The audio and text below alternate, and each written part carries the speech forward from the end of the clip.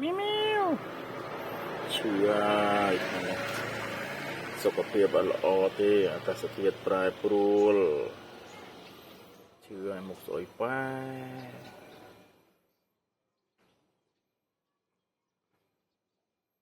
ឡូ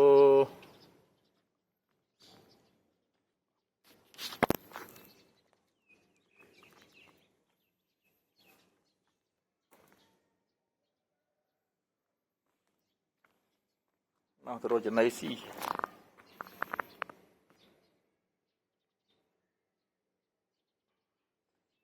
តែខែតិចដូចសុខភាពវាអត់ល្អមកឆ្មា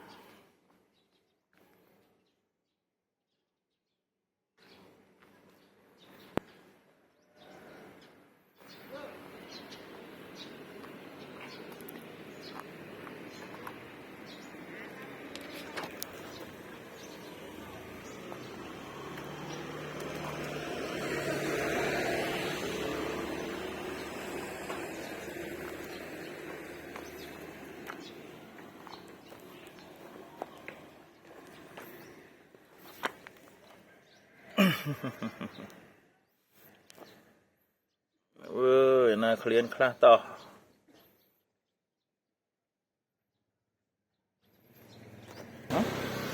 ណា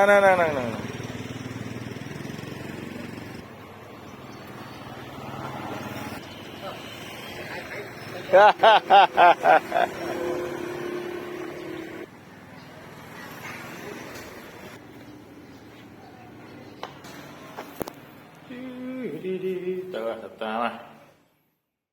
ទៅចូលក្នុងផ្ទះរត់ចំណីGo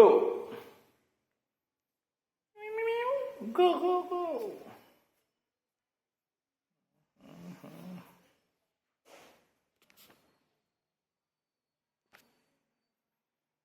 តោះទៅក្រោយទៅក្រោយ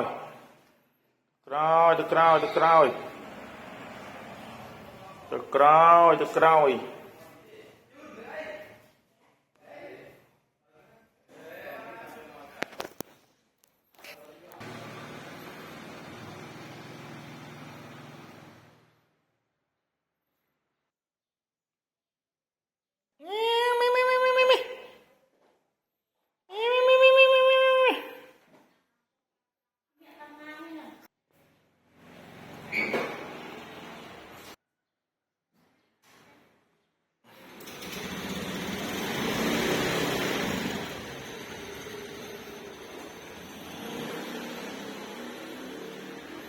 តោះទៅរកចំណីទៅរកចំណីនៅក្រោយ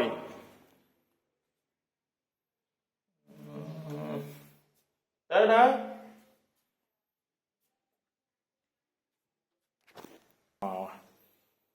មកតែបានមកក្រោយរត់មកតាមមានអី